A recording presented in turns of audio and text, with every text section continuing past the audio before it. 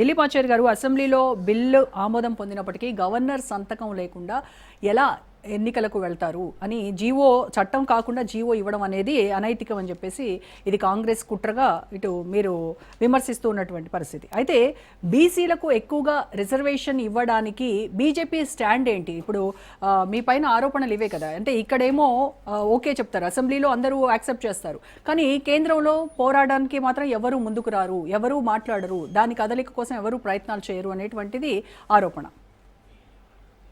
నమస్తే అండి రోజా గారు, మీకు అదేవిధంగా ప్యానల్లో ఉన్న మా మిత్రులకి అభినందనలు, శుభాభినందనలు.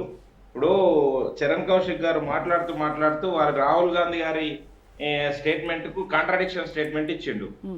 అది ఒకసారి క్లారిఫై చేసుకుందాం. ఎందుకంటే రాహుల్ గాంధీ గారు కరెక్టా, చరణ్ కౌశిక్ గారు కరెక్టా అనేది తేలిపోవాల్సిన అంశము. ఇప్పుడు కులగణన చేసినాం మేము, ఇక్కడ ఉండే ఎన్నికల కమిషన్ మొత్తం ఎన్యూమరేటర్స్ పెట్టి అని చెప్పిండు. దాని తర్వాత మీరు ఒక క్వశ్చన్ అడిగింది, మీరు అట్లెట్లా చేస్తారు మీరు అని అంటే, కేంద్ర ప్రభుత్వం ఏమన్నా వాళ్ళ ఉద్యోగులను పంపించి చేస్తుందా, మేమే కదా చేయాల్సింది, రాష్ట్ర ప్రభుత్వ ఉద్యోగులనే పెట్టి చేయాల్సిందే అని చెప్పారు. మేము అదే చెప్పినాం.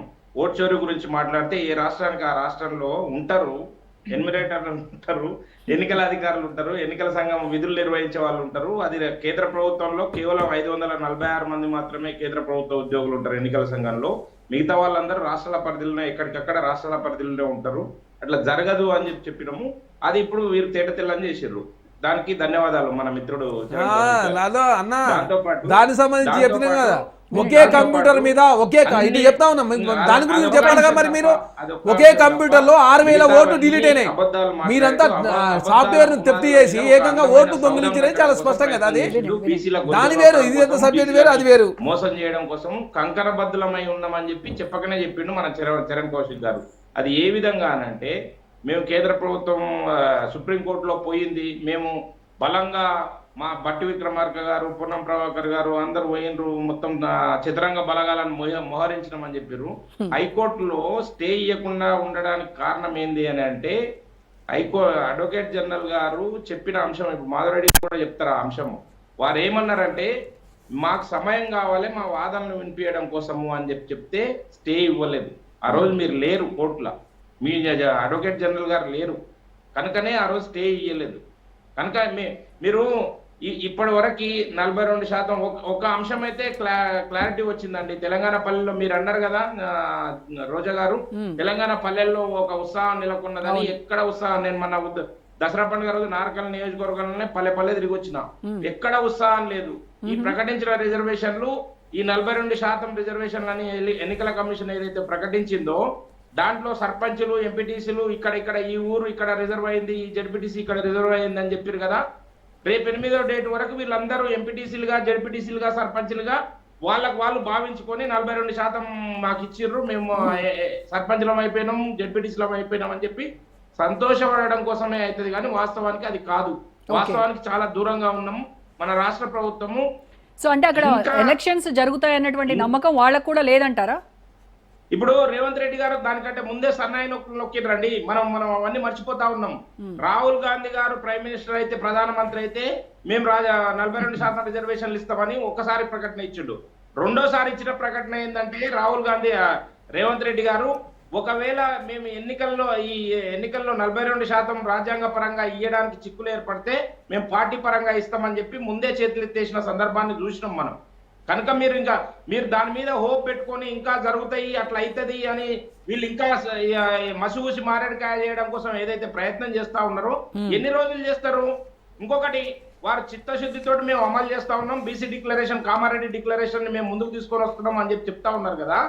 కామారెడ్డి డిక్లరేషన్ లో కేవలం 42%తో స్థానిక సంస్థల ఎన్నికలు జరుపుతామని చెప్పి లేదండి. చాలా అంశాలు ఉన్నాయి బీసీలకు సంబంధించి. రాజ్యాంగ చిక్కులు లేవు, న్యాయపరమైన చిక్కులు లేవు, పొలిటికల్ రాజకీయ పక్షాల చిక్కులు లేవు. ఆ చిక్కులు లేని అంశాలని మీరు ఎక్కడ అమలు చేసినారు అని చెప్పి నేను సూటిగా చరణ్ కౌశిక్ గారిని ప్రశ్నిస్తున్నా. క్యాబినెట్ లో ఎంతమందికి బీసీలకి జిత్నా ఆబాది ఉత్నా హక్దారి అని చెప్పారు కదా, ఎందుకు ఇయ్యలేదు? 20,000 కోట్ల రూపాయల బడ్జెట్ ప్రవేశపెడతామని చెప్పారు, ఎందుకు ఇయ్యలేదు? మీరు ప్రకటించిన కార్పొరేషన్ చైర్మన్లు ఎందుకు ఇయ్యలేదు?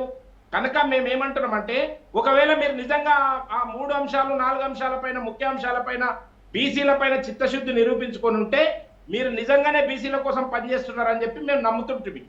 మరి అలాగే దిలీపాచారి గారు అసెంబ్లీలో ఒక్క నిమిషం, అసెంబ్లీలో బీజేపీ ఎమ్మెల్యేలు బిల్లుకు మద్దతు ఇచ్చి పార్టీలను బదనాం చేయడం కోసం మాత్రమే ఈ అంశాన్ని లేవనెత్తుకొని ముందుకు తీసుకుపోవడం కోసం దిలీపాచారి గారు అసెంబ్లీలో పెట్టినటువంటి బిల్లుకు బీజేపీ ఎమ్మెల్యేలు మద్దతు ఇచ్చారా లేదా? 100% ఇచ్చినాము. ఇప్పుడు కూడా ఇంప్లీట్ పిటిషన్ వేసినాం మేడం. రోజా గారు, మీకు తెలియని అంశం ఏంటంటే భారతీయ జనతా పార్టీ ఎంపీ ఆర్ కృష్ణయ్య గారు ఈ రోజే ఇంప్లీట్ పిటిషన్ దాఖలు చేసిండు. బీసీలకు 42% రిజర్వేషన్ ఇవ్వాలని చెప్పి. అది మా చిత్తశుద్ధి. అర్థమైతుందా? మీరు ఎలాగా మరి ఆర్ కృష్ణ కామన్ కదా అది. భారతదేశ స్వాతంత్ర చరిత్ర లోపల మేడం ఆర్ కృష్ణ స్వాగతించండి. మరి ఆర్ కృష్ణ సోమని దాన్ని స్వాగతిస్తారా లేదా చెప్పాలి కదా. ఆర్ కృష్ణ గారు చాలా స్పష్టంగా స్వాగతించండు. కాంగ్రెస్ ప్రభుత్వం మంచిగా చేసింది, డెడికేషన్ కమిషన్ కులగారిని అన్ని కరెక్ట్ అని చెప్పింది. మరి వీళ్ళు స్వాగతిస్తున్నారా లేదా? మరి అది అడగండి. దిలీపాచారి గారు చెప్పాలా ఆర్ కృష్ణ మాటలు స్వాగతిస్తారా లేదా? స్వాగతిస్తున్నాం చెప్పారు కదా. లేదా అది స్వాగతించని చెప్పిండా? వేశారు మా తరపున ఆయన వేసిందని చెప్పిండు కరెక్టే. మరి దీన్ని స్వాగతించింది కదా. ఒక్క నిమిషం రోజా గారు చెప్పండి. కంటిన్యూ మాట్లాడుతూనే ఉన్నాడు అన్న. నన్ను రెండు విషయాల్లో క్లారిటీ ఇవ్వనివ్వండి. ఎందుకంటే వాళ్ళు దాదాపు 15 నిమిషాలు అబద్ధాలు మాట్లాడిండు. ఇప్పుడు దిలీపాచారి గారు ఆర్ కృష్ణయ్య ఇంప్లీడ్ అయ్యారు కదా, ఆయన ఆర్ కృష్ణయ్య ఇంప్లీడ్ అయ్యారని చెప్తున్నారు కదా, మీరు ఇంప్లీడ్ చేశారు కదా, సో మీరు స్వాగతిస్తున్నారా? స్వాగతించకపోతే ఇంప్లీట్ ఎందుకు చేస్తాం మేడం? మేము సర్వేని కరెక్ట్ అని చెప్పింది కదా ఆయన. అసెంబ్లీలో తీర్మానానికి ఏకగ్రీవంగా మద్దతు ఎందుకు పలుకుతాము? మరి అప్పుడు కాంగ్రెస్ పార్టీకి ఉన్నాం కదా మేడం. కాంగ్రెస్ పార్టీ చేసిన కులగణని కూడా ఆయన సపోర్ట్ చేసినట్టే కదా. స్వాగతించింది ఆయన. సపోర్ట్ చేస్తున్నాం మేము.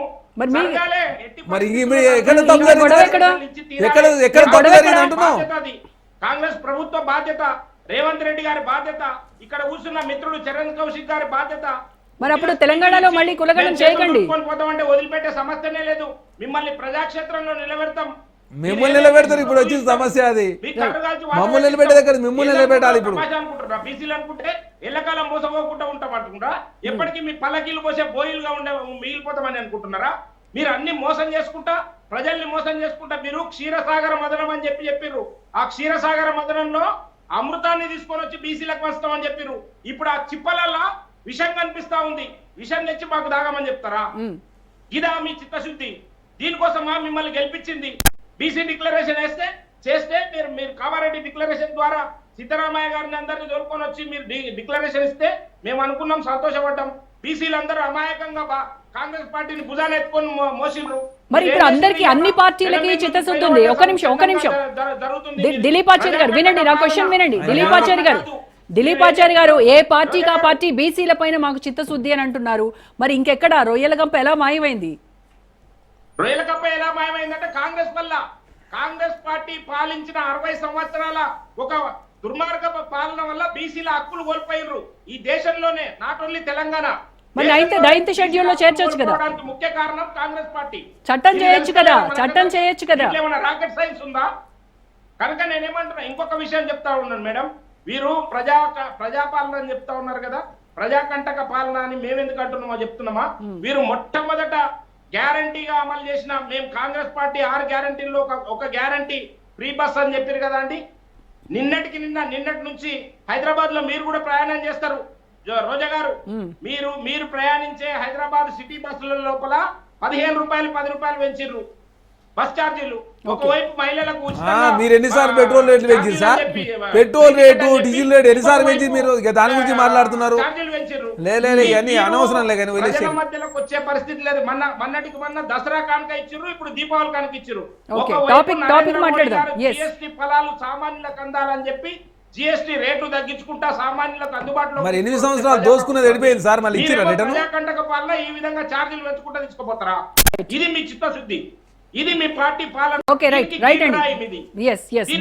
మీరు రండి రేపు ఎన్నికలకి ఏ విధంగా వస్తారు.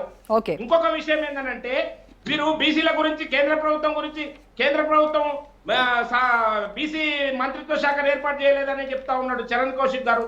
ఎందుకండి ఇంత అపాండాలు మోపడం కోసం ప్రయత్నం చేస్తారు?